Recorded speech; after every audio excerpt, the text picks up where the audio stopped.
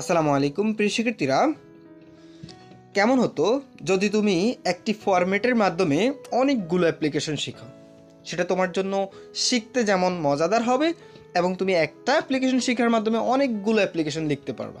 এতে করে পরীক্ষাতে যদি তোমার কমন না আসে, তাতেও তুমি কী করতে পারবে, অ্যান্সার করতে পারবা। তোমরা জানো পরীক্ষাতে অনেক ক্ষেত্রে তুমি যে অ্যাপ্লিকেশনটি শিখে যাও সেটি পরীক্ষাতে কমন নাও আসতে পারে বা সেটি নাও আসতে পারে।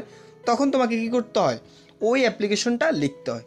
তো এক্ষেত্রে তুমি যদি একটু কৌশলী হও, তাহলে তুমি কী করতে পারবা, এই অ্যাপ্লিকেশনগুলো লিখতে পারবা। সেক্ষেত্রে আমি তোমাদেরকে সেই কৌশলটি দেখে দিচ্ছি। তো এখানে অ্যাপ্লিকেশন কেন, প্যারাগ্রাফ, লেটার, সিবি সবগুলো লেখার কয়েকটি পদ্ধতি এই চ্যানেলে দেওয়া আছে। প্রথম কমেন্টে সেগুলোর লিঙ্ক দেওয়া থাকবে, তোমরা সেখান থেকে দেখে নিতে পারো। সেক্ষেত্রে তো আজকে তোমাদেরকে দেখাচ্ছি বিদ্যালয়ে যতগুলো স্থাপন সম্পর্কিত যত অ্যাপ্লিকেশন রয়েছে, যেমন ক্যান্টিন স্থাপন, এরপর রয়েছে কম্পিউটার ক্লাব স্থাপন এই সম্পর্কিত, এরপরে রয়েছে ডিবেটিং ক্লাব স্থাপন সম্পর্কিত, ঠিক আছে।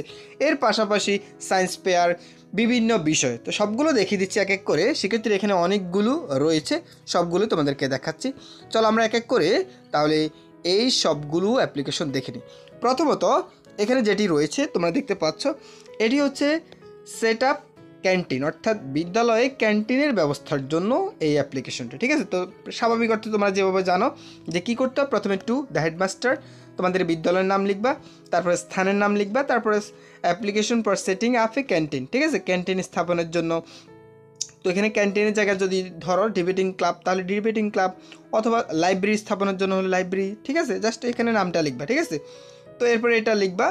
এরপরে এগুলো তো তোমরা বুঝতে পারতেছো, জাস্ট আমি তোমাদেরকে দেখাচ্ছি, সবগুলো পড়লে অনেক সময় ব্যয় হবে। তো এই ফরম্যাটে, ঠিক আছে। তো এইভাবে তুমি ধরো এখান থেকে আমরা এটা দেখলাম।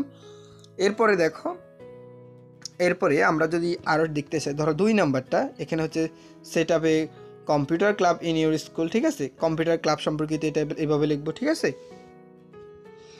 এরপরে এখানে থাকবে তোমাদের ধরো এখানে আসছে ডিবেটিং ক্লাব, ঠিক আছে। ধরো এই যে debating club in your school, তো এটা এইভাবে আমরা লিখবো ডিবেটিং ক্লাব। এখানে কিন্তু সবগুলো লেখার ফরম্যাট কিন্তু একই, ঠিক আছে, তোমরা একটু পড়ে নিবা।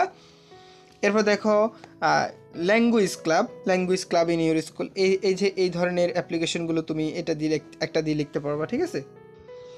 এরপরে আমাদের এখানে রয়েছে ল্যাঙ্গুয়েজ ক্লাব, তোমরা এই ল্যাঙ্গুয়েজ ক্লাবের এটাও লিখতে পারবা, ঠিক আছে।